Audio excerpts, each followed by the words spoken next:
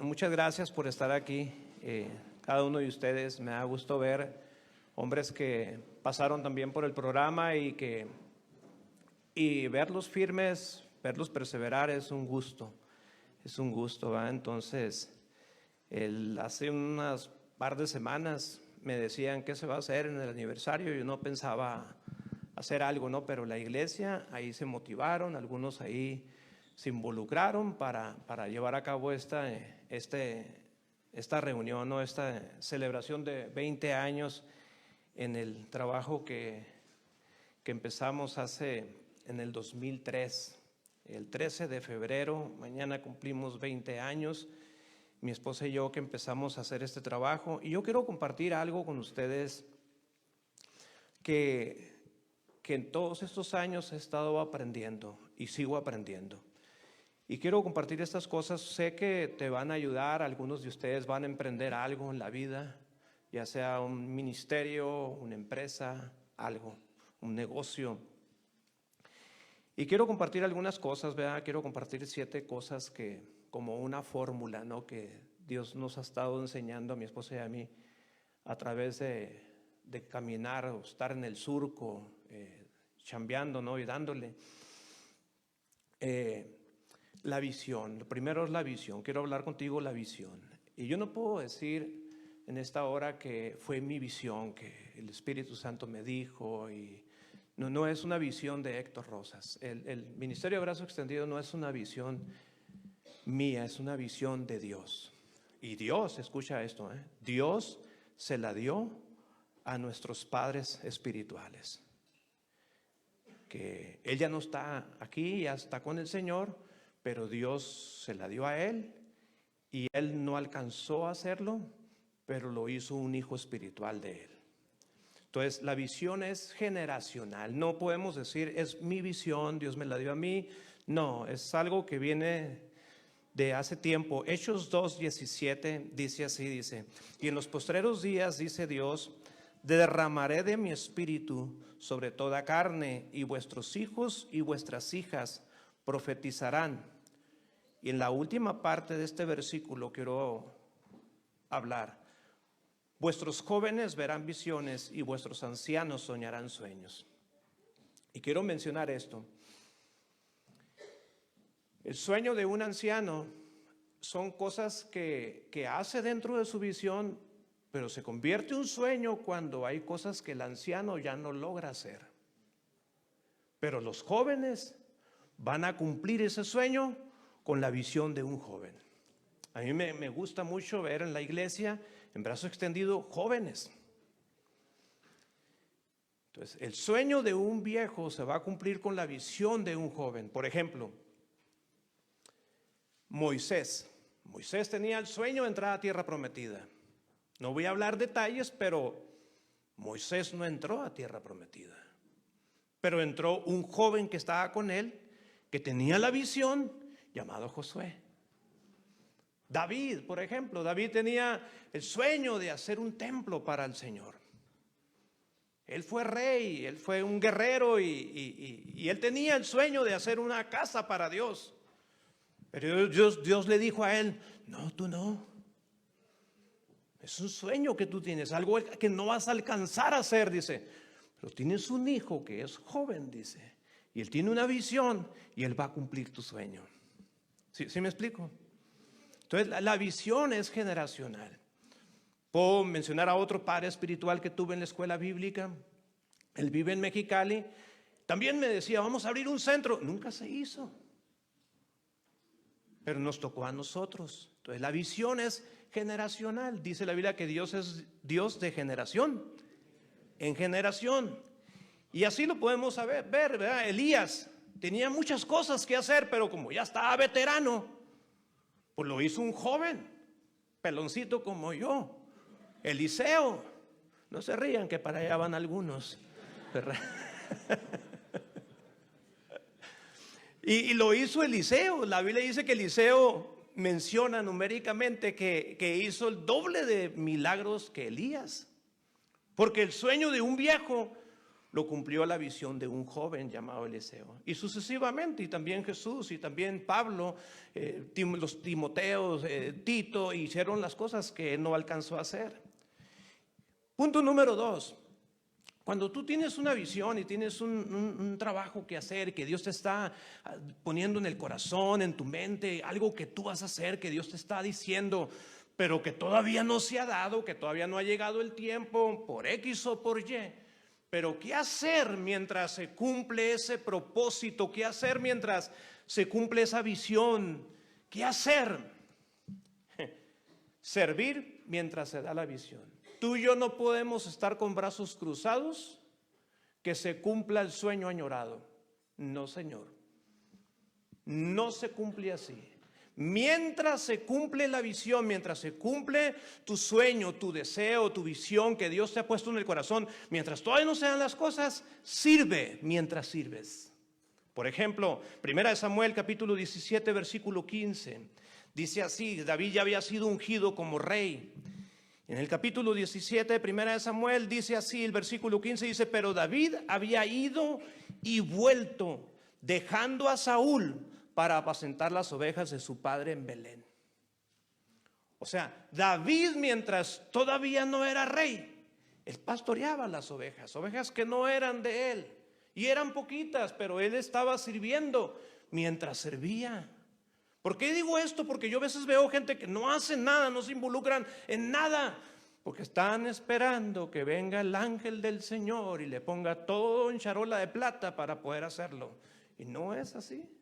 O sea, tenemos que servir. Mientras servimos, mientras hacemos la labor, mientras trabaja aún, mientras cumple uno el sueño o el propósito. Samuel, el profeta Samuel, ayudaba a Elí, estaba con un sacerdote llamado Elí, estaba chambeando mientras él era un profeta.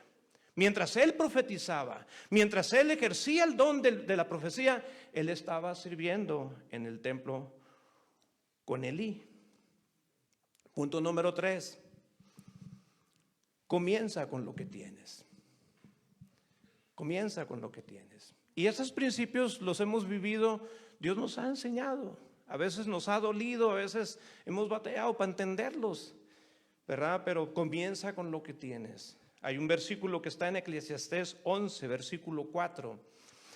No sé por qué no están poniendo los versículos. Ahí está, dice: el agricultor que espera el clima perfecto nunca siembra. Si contempla cada nube, nunca va a cosechar. Nunca cosecha. O sea, ¿qué quiero decir con esto?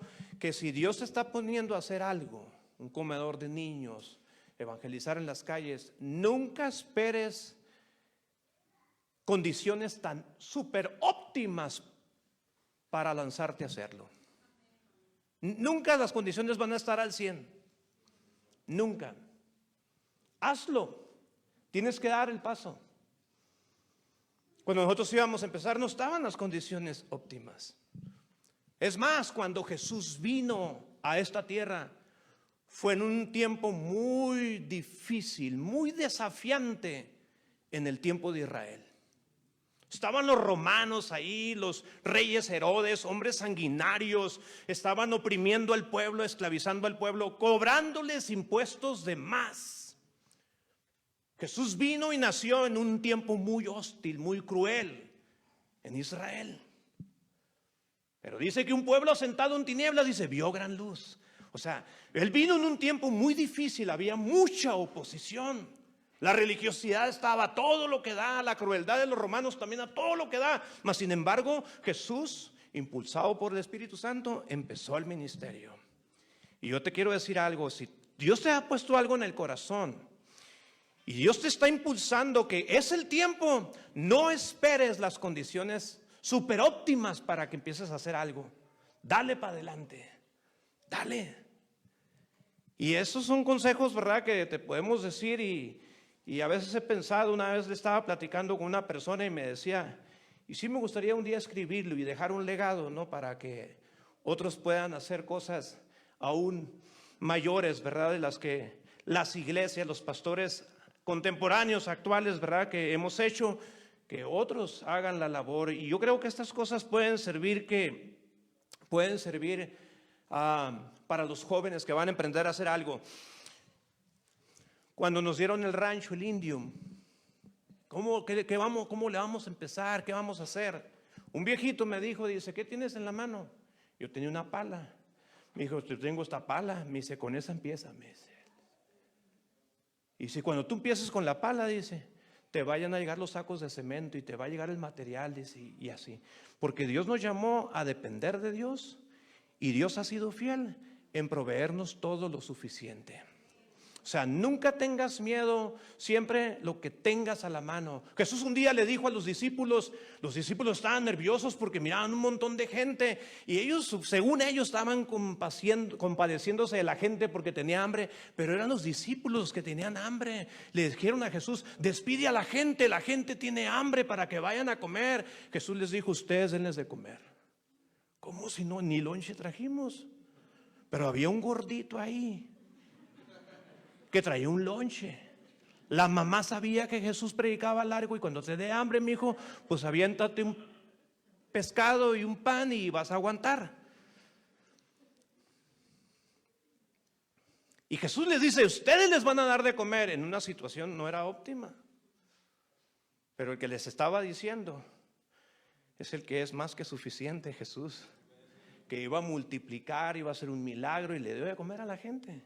Esa es la cuarta. Pablo dijo, una cosa hago, Filipenses 3:13. Una cosa hago, era ministro del evangelio. Andaba en varias partes, estuvo preso, andaba donde quiera de misionero, o sea, hacía varias cosas, pero él se dedicaba a una sola cosa, enfoque. Dios nos ha llamado a enfocarnos. Porque han venido en esos años, han llegado muchas cosas que me dicen, hey, mira Héctor, vamos a darle por acá. Mira, muchos pastores están haciendo esto, hazle por acá. Y Dios me dice, enfócate. No podemos hacer 1000 cosas, no podemos hacer 20 cosas. Un proverbio haitiano dice, el perro tiene 4 patas y las 4 patas caminan por el mismo rumbo. Las patas no se desparpajan. Sí. El grupo de Billy Graham tenían un dicho, ellos decían, cuando salgas a cazar venados, no le tires a los conejos, vas a espantar a los venados. Se enfoque. O sea, nos tenemos que enfocar a lo que Dios nos llamó a hacer. ¿Sí me explico? O sea, nunca te desenfoques. Hay gente que le preguntas en el programa, llega la gente y tú le preguntas, oye, ¿a qué te dedicas? A todo, brother. No. Le tiras a todo, nada le pegas, pero ¿a qué te dedicas? De perdida ratero, pero buen ratero, algo, o sea, pero enfócate, pues. Bueno, eso no, ya, pues, no lo vayan ahí a poner cosas ahí en la grabación y no, pero sí nos tenemos que enfocar, ¿verdad? Los que andamos en moto nos dice, si te enfocas en una sola cosa, dice, vas a ir a pegar ahí, dice.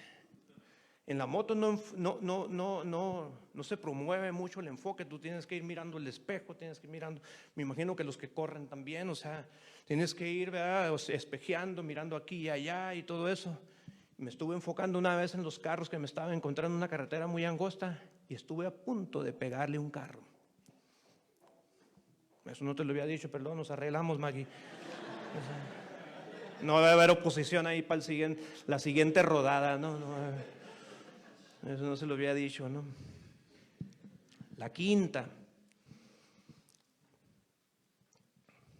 Hace años entré yo a un banco aquí en Tecate que se llama HSBC. Parece abecedario, ¿no? Pero bueno. Entré a ese banco y ese banco antes estaba en otra parte, ahí en La Juárez. Sigue ahí en La Juárez, pero antes estaba en otro local. Yo recuerdo cuando entré a ese banco, era la primera vez que yo entraba a ese banco. Y teníamos como unos 3, 4 años en el centro. Y alguien nos dio un cheque ahí. Y yo iba entrando al banco y cuando iba entrando está una puerta de vidrio y como a 1 metro está otra puerta de vidrio. Se llaman puertas de seguridad, de hecho lo manejan en algunas prisiones. Y cuando yo entro, abro la primera puerta y cuando quiero abrir la segunda, con este pie estoy deteniendo la primera puerta, y la segunda puerta no se abre. Parecía que iba yo de aquí de Cerro Azul y no la puedo abrir. se me acerca el guardia y me hace señas de adentro. Dije, este guardia me está regañando. Y me hizo señas, me dijo, deja cerrar la puerta de atrás. Y cuando yo quité el pie, la puerta de atrás hizo clic. Y cuando se escuchó el primer clic de la puerta que está enfrente, se escuchó un segundo clic, que la puerta de enfrente se estaba abriendo. Entré, hice lo que tenía que hacer, salgo, ya se escucha el primer clic, segundo clic y salgo. Y me subo al carro. Y Dios me ministró algo. En ese tiempo estábamos viviendo un tiempo difícil, porque en una frutería donde nos apoyaban con verdura, teníamos que llegar a sortear la verdura y todo para traer para el centro y hacer limpieza ahí. Se había cerrado la puerta de esa frutería. Se cerró la puerta, cambió la administración, ya no pueden venir. En ese mismo tiempo, en la propiedad donde estábamos trabajando, en ese mismo tiempo, las personas nos estaban diciendo indirectamente, tienen que dejar esta propiedad, búsquenle por otro lado. Eran puertas que se estaban cerrando. Y cuando Dios, estaba yo arriba del carro, me dice, ¿escuchaste los clics? Sí. Dice, cuando una puerta se cierra, es porque otra puerta se va a abrir. Dice, no forcejes, déjala que se escuche el primer clic, que se cierre. Ahora, hay puertas que por equivocaciones de uno, por errores de uno, tú mismo te las puedes cerrar, o sea, por una mala actitud o algo, pero no era el caso. Y Dios nos decía, si una puerta se cierra, yo voy a abrirles otra puerta mejor. Y quizás hay personas aquí que has escuchado un primer clic, has escuchado una puerta que se está cerrando en un empleo, no sé. Y hay una puerta cerrada, está atento porque viene un segundo clic. Y una puerta se va a abrir. Porque dice el Señor, dice, yo soy el que cierro y nadie abre, dice. Y el que abro y nadie cierra. Y el Señor es el que cierra y abre puertas. Yo recuerdo cuando se nos cerró esa puerta, se nos abrió la puerta aquí. Y luego se nos abrió la puerta en el Rancho El Indio. Y hemos experimentado esto, que cuando una puerta se cierra, otra puerta se abre. Pablo un día iba a Bitinia y dice que iba con todo, él y Silas, y dice que el Espíritu Santo, dice, no le permitió a Pablo ir a ese lugar. Una puerta cerrada. Y se quedaron ellos ahí. Llegó la noche y Dios le dijo, es para Macedonia. Es para Macedonia. O sea, muchas veces Dios te va a decir, hey, no. No nos gusta cuando Dios nos dice no. No es por aquí. Cuando Dios te dice un no, es porque te está diciendo sí, es por aquí. Y así es Dios. Muchas veces nos va a ministrar de alguna forma o de otra. Y hemos mirado y hemos experimentado, mi esposa y yo, de esto. Un buen colaborador que teníamos también, que cada mes nos apoyaba en el ministerio. Ya teníamos como 35 internos, teníamos un montón de gente y esta persona nos estaba apoyando, pero en el 2008 llegó la recesión y él dijo, ¿sabes qué? Es la última vez que les apoyo, dice. Yo me regreso para los Estados Unidos y ya no puedo apoyarles, dice. Mi negocio está en quiebra. Y es difícil cuando una puerta se cierra, pero escuchamos el segundo clic y Dios empieza a abrir otra puerta. ¿Sí me explico? Entonces son cosas que uno va aprendiendo. Y la número 6, no trabajamos para el reinito de brazo extendido. No trabajamos para el reinito de brazo extendido. Trabajamos para el reino de Dios. Sí, porque es el reino de Dios, ¿verdad? No podemos trabajar, ¿verdad? Porque muchas veces los ministerios los podemos hacer así como una compañía, como algo, ¿verdad? Y solamente pienso en lo que estamos haciendo, en lo que estamos logrando. Y no debe ser así. Y algo también que Dios nos ha estado enseñando, que no vamos a servir para el reinito de brazo extendido, servimos para el reino de Dios. Tú y yo debemos de servir al reino de Dios. Jesucristo vino a establecer el reino de Dios aquí en la tierra. Dile al que está a tu lado, dile, sirves al reino de Dios. Obviamente que tenemos iglesias, tenemos ministerios, ¿verdad? Que Dios nos ha hecho responsables de ello, pero no trabajamos para ello. En el 2014, En el 2014, a mi esposa y a mí Dios nos empieza a ministrar a través de unos amigos, nos invitan a abrir un centro en Cabos. Viajamos para Cabos, no fue cosa fácil. Llevamos la van, llevamos mi esposa y yo y 4 hombres más. Construimos una casa que al ratito va a salir ahí en el video. Construimos una casa que era un yongo y la empezamos a reparar y empezamos a abrir el centro. Pasamos semanas allá trabajando, chambeando. Y cuando ya estamos terminando, había unas situaciones ahí muy difíciles, pero yo recuerdo que estábamos a punto de poner el letrero de brazo extendido. A punto. Un ministerio de brazo extendido en Cabo. Estamos a punto de poner el letrero cuando Dios nos dice que no, que no vas a poner ahí brazo extendido. ¿Es tu reinito o es mi reino? Ay, Señor, pero si nosotros hemos pagado el precio aquí, entrégaselo al pastor fulano de tal. Pues nomás venía con la mano en la bolsa a mirarnos. ¿Y qué, se lo vamos a entregar a él? Entrégaselo a él. Él tiene gente para llevar eso y tú te regresas para Tecate. Está bien, Señor. O sea, no servimos para el reino de Dios. ¿Qué significa esto? Que si un día podemos ayudar a alguien más, lo vamos a hacer, tratándose del reino de Dios. De repente hacemos unos viajes a la Baja Sur, apoyar iglesias que no tienen nada que ver con brazo extendido, ¿verdad? Porque tú y yo tenemos que tener mentalidad de reino. El reino de Dios es muy grande y tú y yo tenemos que contribuir con el reino de Dios. Cuando salimos al evangelismo, no le decimos a la gente, sí, vete a la iglesia de Casa Libertad. Está bien si puedes ir, pero si tienes una iglesia más en corto, donde se predica a Cristo, ve allí. ¿Por qué? Porque tú y yo tenemos que tener mentalidad de reino. Trabajamos para el reino de Dios, no para nuestro reino, ¿verdad? Y eso es, ¿verdad? Entonces, pues muchas veces cuando tenemos un ministerio, muchas veces tenemos la mala idea de que es mi trabajo solamente, mi trabajo, aquel que se rasque con sus uñas, pero si podemos ayudar a alguien más, lo vamos a hacer. Lo mismo lo han hecho mucha gente. Y el séptimo es esto, es lo que quiero compartir y con eso termino. Dice, todo esto, le puse yo, todo esto se ha llevado a cabo, número 1, con la ayuda de Dios.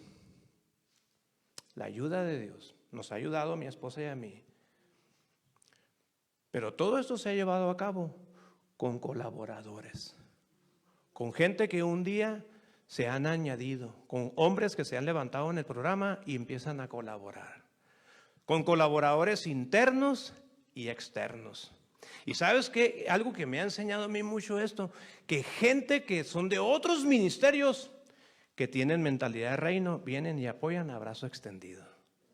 Y eso uno mira, pues verdad, que la gente tiene mentalidad de reino y nos empiezan a ayudar.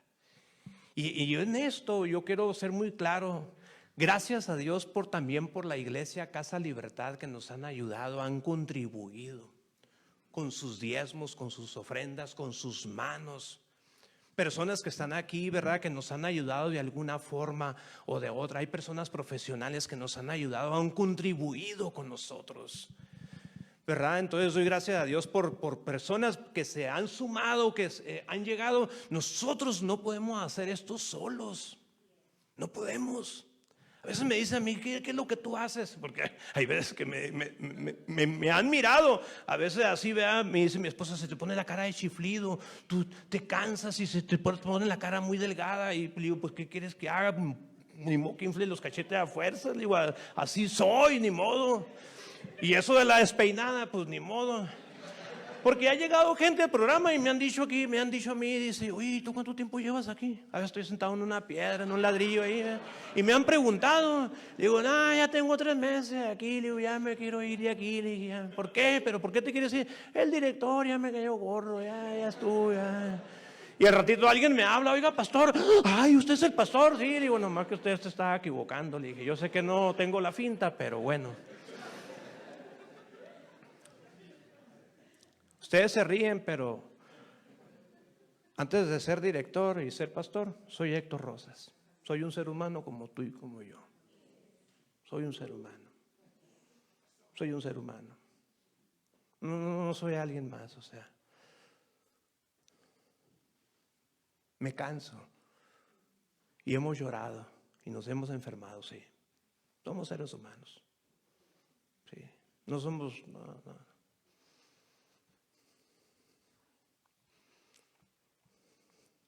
Hay un versículo que, bueno, voy a leer 3 versículos para terminar.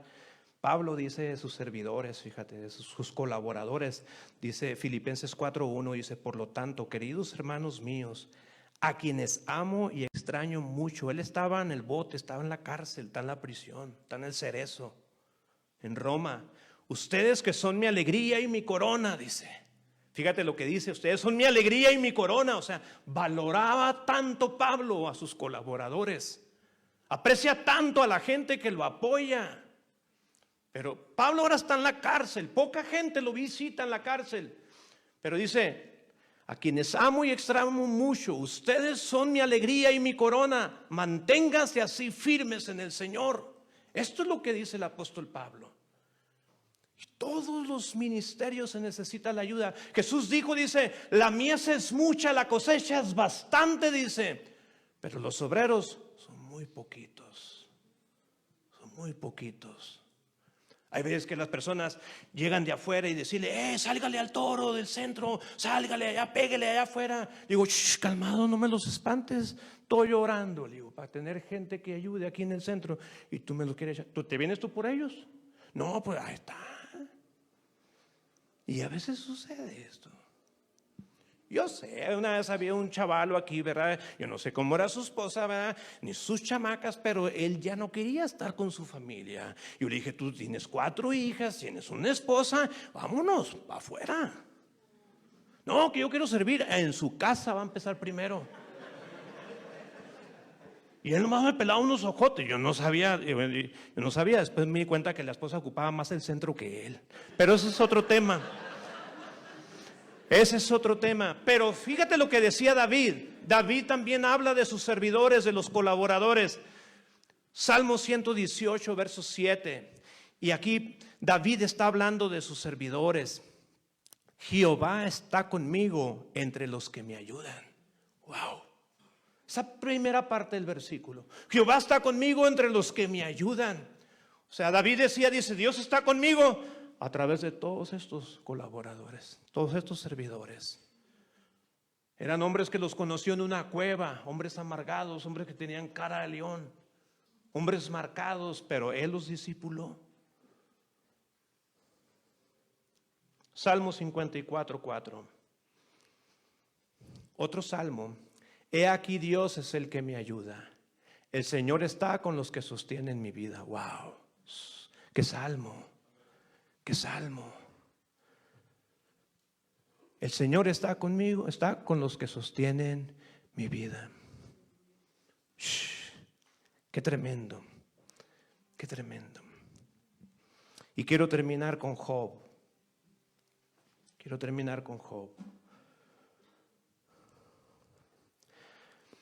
Acuérdate de engrandecer su obra, la cual contemplan los hombres. Los hombres todos la ven, la mira el hombre de lejos. Este versículo hace muchos años, un hombre que tenía un llamado de parte de Dios, me dio este versículo. Dice: Dios me ha estado hablando a través de este versículo. Dice: tengo un llamado, dice. Nomás que fui atrapado en la depresión y en el cristal, me dijo él. Dice: pero tengo un llamado, dice. Y si Dios me habló a través de este versículo, dice, pónmelo en la pantalla, hijo.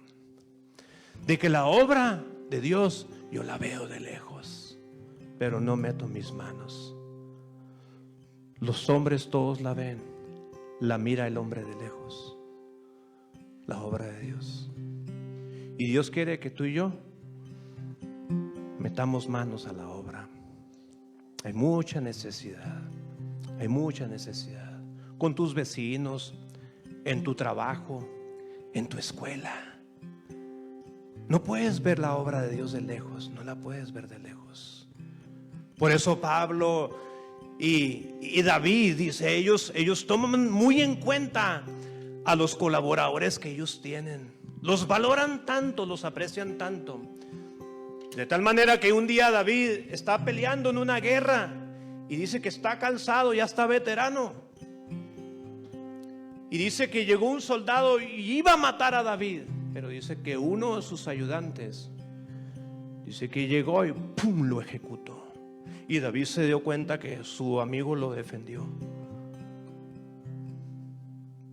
Y valoraba tanto a esa gente, valoraba tanto. Y Dios quiere que tú y yo tengamos esa mentalidad de reino. Empieza con lo que tienes. Empieza. Oh, es que necesito. Está bien, prepárate lo más que puedas. Pero si te vas a un instituto, empieza a chambear. Mi esposa les dice un dicho a los muchachos cuando están en el centro y de repente ellos quieren ir a prepararse. Y no estoy en contra de teología ni nada de eso, pero les dice mi esposa: primero aprenden el surco. Aprenden el surco. Y una de las cosas que uno ha aprendido también es que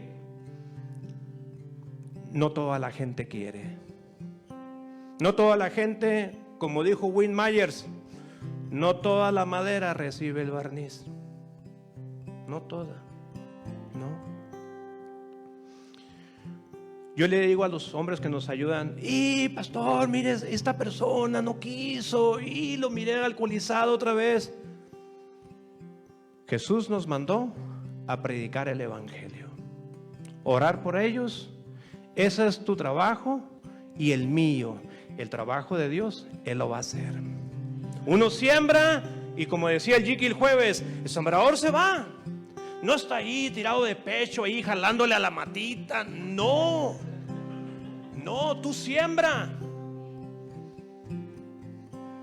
Otro va a regar y Dios da el crecimiento. Al fin de todos, ¿qué estamos haciendo? Cumpliendo, tratando de cumplir la gran comisión. Y me atrevo a decir, siervos inútiles somos, porque solamente estamos haciendo lo que el Señor nos mandó a hacer. Pásale, Maggie. Pásale. Yo quisiera que oren por nosotros. Mi esposa no ha estado muy al 100 de salud. Y en todo este tiempo yo doy gracias a Dios que por todos ustedes y por los servidores internos y externos.